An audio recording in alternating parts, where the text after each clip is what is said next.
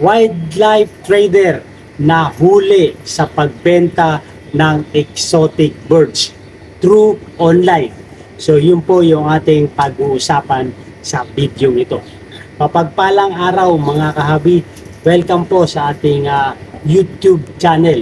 So kung bagong viewers ka sa channel nito, ang talakayan po natin dito kahabi ay regarding po sa buhay mag-ibon. At kung interested po kayo regarding po sa mag-iibon or sa pag-aalaga ng ibon, sa pag-breed ng ibon, sa pagbebenta ng ibon, ay humingi po ako ng favor. Please subscribe my YouTube channel, Olen Avery at iba pa. So mga kahabi, meron na naman tayong kababayan or isang mag-iibon na nahuli sa entrapment operation dahil sa illegal trading. So lagi ko itong pinapaalala muli sa inyo mga kahabi na ugaliin natin na gawing nating legal yung ating pagtitrade. Lalong-lalo na po yung mga nakakausap natin ay hindi po natin kakilala. Baka ito na po yung tinatawag na setup para mahuli yung nagbebenta ng walang kaukulang mga dokumento. So hayaan nyo muna ako mga kahabi na ibalita sa inyo, iparating sa inyo yung ang nangyari or sinapit ng ating kahabi.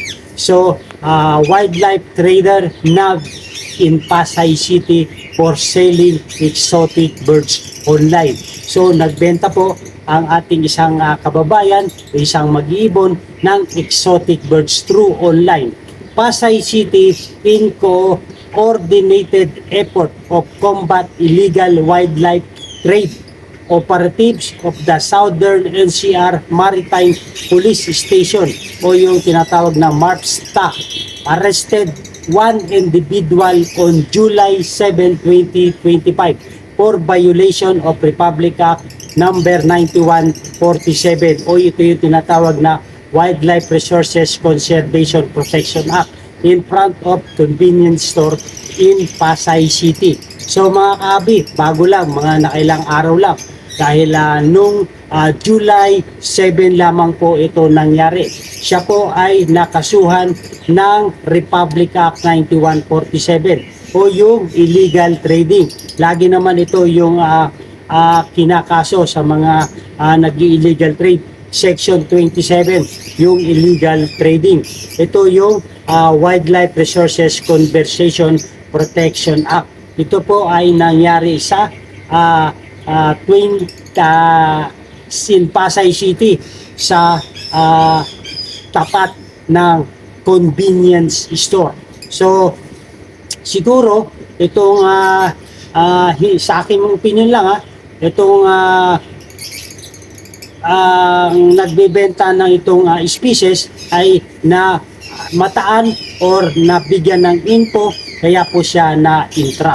So ingat-ingat po sa pagbebenta mga kahabi, lalong-lalo nga po kung wala kayong walang dokumento ay wag nyo na po itong panatilihin na ganito ang mangyayari or ganito lagi yung transaction. PNP-MG personnel conducted an entrapment operation which led to the arrest of the suspect who has caught in the act of illegally trading of two live wildlife species, cockatiel birds, without the necessary document permits. So yun po ang nangyari sa ating kahabi dahil nagbenta through online na walang kaukulang dokumento or permit to sell sa kanyang pagbebenta ng species. So ang species po ng nahuli sa kanya ay 2 piraso ng cockatiel. So yung cockatiel ay ito po ay isang uri ng exotic birds na ang scientific name po nito kahabi ay Nymphecus hollandicus. Ito po ay nagmula sa Australia. So alam naman natin na marami tayong mga kahabi na popular na sa ganitong uri ng species. Ito yung tinatawag na cockatiel species. Ang list, ang conservation status nito kahabi ay list concern. So mamaya tatalakayin natin kung bakit ko ito napabanggit. At sasagutin din natin yung mga komento or yung mga nag-comment dito sa post nitong nangyari sa ating paghuhuli. At magbibigay din tayo ng ating mga kahit simple or mga maliliit na kasagutan para maliwanagan yung ating mga kahabi regarding po sa kanilang mga komento.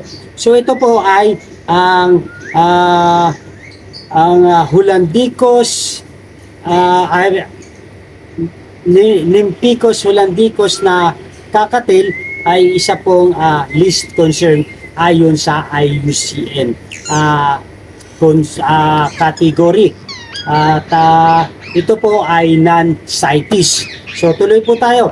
The arrested individual along with the confiscated live birds was brought to the Southern NCR MARPSTA for proper documentation and disposition, while appropriate charges will be filed before the office of the Pasay City Prosecutor.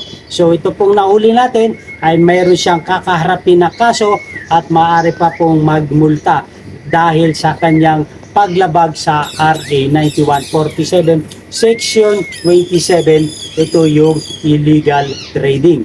This successful operation reinforced to the PNP Maritime Group's commitment to enforcing environmental protection laws and preserving the country's biodiversity. So saludo naman po tayo sa kanilang ginagawa itong mga PNP Maritime Groups at yung mga MARPSTA na mga miyembro nito. Ngunit sana po ay hindi lang po pili ang kanilang mga hinuhuli.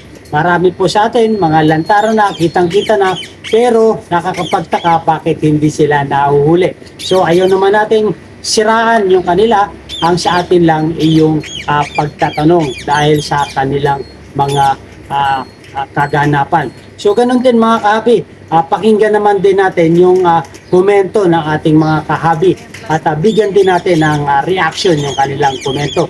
Katulad ni si Edward Maso, good job daw, hindi po wildlife, mga captive breed po yan. Walang ganyang wild dito sa Pilipinas. Kung mahal, kung yan ay illegal, bakit nagkalat yan sa pet shop kahit saang lugar sa Pilipinas? Yan po ang komento ni Edward Maso. So, pahapyawan natin yung komento ng ating kahabi. Yes po, tama po kayo. Hindi po ito wildlife sa ating Pilipinas. Ito po ay captive breeding. Yes po, tama po kayo. Ngunit ang kakatil po ay isang exotic species or exotic birds. Ang exotic po ay nagmula sa ibang bansa. Sa lahat ng mga ibon na nagmula sa ibang bansa ay kinakailangan merong kaukulang dokumento. Ibang usapin po yung captive breed at saka yung exotic bird. Yung exotic bird ay kinakailangan may dokumento tayo para mapahintulutan tayo mag-alaga, magparami, magbenta. So yun po ang usapin dito. Yung captive breed naman po, ito yung pinaparami natin through captivity breeding. So, Edward Maso, hope meron tayong maliit lang na kasagutan sa inyong komento. Tama po kayo, tama po lahat ng mga sinabi nyo, ngunit kailangan natin mayroong kaukulang dokumento. Kahit ito po ay captive breed or captive breeding sa Pilipinas, kailangan meron din tayong pinanghahawakan dokumento para tayo ay mapahintulutan na magparami or mag-captive breed. Yun po ang usapin dahil ang kakatil po ay isang exotic species na kinakailangan merong kaukulang documents or permit. So, maraming po salamat at shoutout po sa iyo, Edward Maso. At ganoon din po yung komento ng kahabi natin na si Paulo Analin Ilago. Wild ba yan? Sa pagkaalam ko, kaya nga wild yung mga nasa kagubatan, mga nasa laya ng kalikasan like Maya Aguila, Martinez, Mayna, ito ang mga nakikita sa wild. Ang kakatil, captive breed po ito. Hindi normal sa Pilipinas. Sa atin na merong kakatil sa wild, mamamatay yan. Sa wild, sana ma-review ng DNR ang pagkakaiba ng wildlife at captive breed.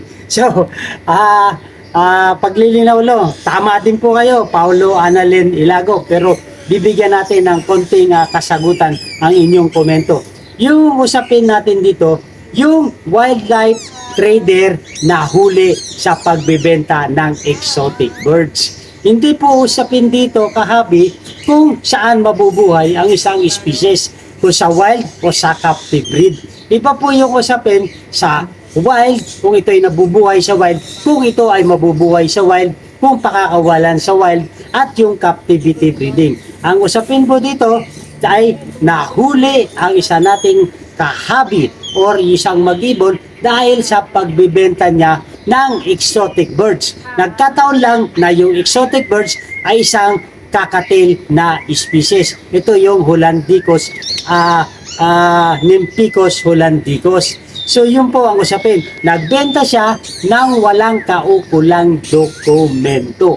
Dapat yun po ang meron at yun dapat ang maunawaan natin. Hindi yung kinakailangan na wild captive breed. Yes po, tama din po kayo. Pero itong species na to ay naparami natin through captivity breeding. Tama po, captivity breeding na po ang ginagawa natin. Ngunit kahit tayo ay nagka-captivity breeding, ay kailangan meron tayong kaukulang dokumento para tayo ay mapahintulutan ni DNR sa ating ginagawa. So hope kahapi Paulo Annalyn Ilago ay meron po tayong natutunan kahit malilit lang para mamula tayo kung ano yung mga pagkakaiba-iba ng ating mga usapin. Hindi po yung lumalayo tayo sa topic. Ang topic natin ay yung nahuli dahil walang kaukulang dokumento at permit. So yun po ang usapin dito, kahabi. Ito rin po yung komento ng ating kahabi na si Popoy Avery. Di nga pwede mabuhay sa wild yung kakatil kasi wala tayong tanim na bird seed. Mamamatay sa wild yan. Yes po, tama po. Kasi ang kakatil, lumaki sila sa captive breed. Hindi naman sila sa wild. So pag pinakawala na sila sa wild, ay talagang maninibago sila. Pero the long time ay masasanay din sila sa wild. So yun po, talagang lumalayo tayo sa topic doon sa mga komento ninyo dito sa ating topic. So itong mga komento nyo mga kabi ay nakita ko lang dito rin sa post ng Philippine National Police o NCR, itong maritime group. So doon ko po binase yung inyong mga komento dito sa ating mga topic. So hindi talaga sila mabubuhay dahil hindi naman sila nasanay sa wild. Nasanay sila sa captive breeding. Nasanay sila sa cages. So nasanay sila na pinapakain sila. Hindi naman sila nasanay na naghahanap sila ng sarili nilang pagkain. So ganun din po yung komento ng ating kahabi na si Ale X Ander. Kahit hindi endangered, hinuhuli na basta walang mapakitang permit. So ito po si Ale Alexander ay merong pananaw sa regarding sa mga permit at documents. So yun po yung kanyang komento. Tama nga naman, kahit hindi naman kailangan na endangered lang ang huliin, endangered lang ang may permit. Kahit hindi po endangered species mga kabi, basta exotic bird. Kahit po yung mga native species natin, kailangan meron din tayong mga kaukulang dokumento. Kaya sinasabi ko, alamin natin yung mga species na ating aalagaan na kung ito ay kinakailangan pa ng kaukulang dokumento or permit para mapahintulutan tayo na mag-alaga, magparami sa nasabing mga species. So shoutout po sa iyo, Ale Alexander. At ganoon din po si Kahabi Piliboy Kulibaw Mabera. Wala tayong magagawa dahil sila ang nasa posisyon. Mas mabuti wag na lang magbenta kung nakikita nyo na alanganin. So tama nga naman si Kahabi. So yung Maritime Police naman po ay pinatutupad lang naman nila yung kanilang tungkulin. Ngunit sa ating pananaw at sa ating opinion, sana naman wag lang pili. Wag lang pili yung kanilang huliin. Kung gusto nila seryoso na itigil yung lahat ng mga illegal trading ay pangkalahatan sana. Marami tayong nakikita lantaran ngunit hindi naman nila naaaksyonan. Yun po ang medyo parang unfair naman sa mga ibang nagbebenta tapos sila lang ang mahuli. Yung ibang nagbebenta, hinahayaan lang, hindi naman hinuhuli. So dapat, kung sincero ang mga maritime police, ay dapat i-general na nila, lahatin na nila. At ang isa pa, mga kahabi, sa mga kababayan natin, ay walang nagpaparating sa maritime. Kaya hindi nila na-actionan. Kung meron kayong gustong i-complain at meron kayong concern, edi lumapit tayo sa maritime.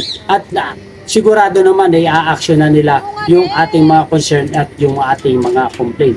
At last but not the least, ganun din po si Kahabi Swan TR. Sa mga pet market, bakit hindi nyo hinuhuli? Mas marami doon. Yun na nga yung sinasabi natin. Yung ating nababanggit, napansin tayo ni Swan TR. Oo nga naman, bakit sa mga pet shop, hindi hinuhuli? Mas marami doon. Hindi naman sila nagbibigay ng mga mode of acquisition tulad ng official receipt, deed of sale. So pag bumili tayo sa pet shop, wala naman tayong resibo na natatanggap. So bakit hindi sila nahuli? Anong meron sa kanila na wala doon sa kahabi natin na taga-Pasay na nagbenta sa online? Ang pinagkaiba ba? Meron ba pinagkaiba? Pares naman species na Hollandicus, Nymphicus hollandicus o yung tinatawag na kakatil. So hope meron tayong mga natutunan regarding sa ating mga talakayan na wildlife trader na huli sa pagbenta ng exotic birds. So kung papasukin talaga natin kahabi ang pagtitrade or yung pagbebenta ng species, ay nawa ay mayroon tayong mga kaukulang dokumento para hindi tayo mahuli or mangyari yung sinapit ng ating kahabi. Meron na, nahulihan na siya, meron pang kaharapin na pagkakulong at meron pang mga penalties or fine. So, saludo rin tayo sa mga maritime police at marami din tayong mga kahabi na sumuporta sa ating mga sa mga action or mga ginawa ng mga maritime katulad ni Jory Padua. Wow, galing, good job. Saludo po mga 20. Wild daw. Ganon din si Akira Sendo, good job. Albina Abrela, good job. Si Mike, shoutout po. Arayko, si New Deepen, good job. Haber Asuine, good job. So puro good job po ito. Jonathan Cabal, Robs Baudin, Huge Enterol, shoutout po. Si Ednar Adegard, good job. Sarange Nona, Jumong Saldivia. So shoutout po sa inyo. Ito po yung mga sumang-ayon at sila po ay mga nakakaunawa sa mga tuntunin or yung mga gampanin ng ating mga kapulisan o yung mga maritime police station o yung mga tinatawag na MARPSA. So maganda ang buhay mga kahabi kung meron tayong mga natutunan regarding po sa pagtitrade, sa mga illegal trading, kung ano yung sasapitin natin. At kung nagustuhan ito mga kahabi ay humingi ako ng favor, please subscribe my YouTube channel, Olen Every at iba pa. At don't forget to click the notification bell para ma-update po tayo sa mga video na ating i-upload regarding po sa buhay mag-ibon. So yun po mga kahabi, ingat-ingat po tayo sa pagtitrade. Ingat-ingat tayo lalo na sa mga online. Ingat-ingat tayo dahil hindi natin alam kung sino yung ating mga nakaka-transaction. Mabuhay and God bless. Thank you for watching. Budget mo 500, tapos hanap mo quality.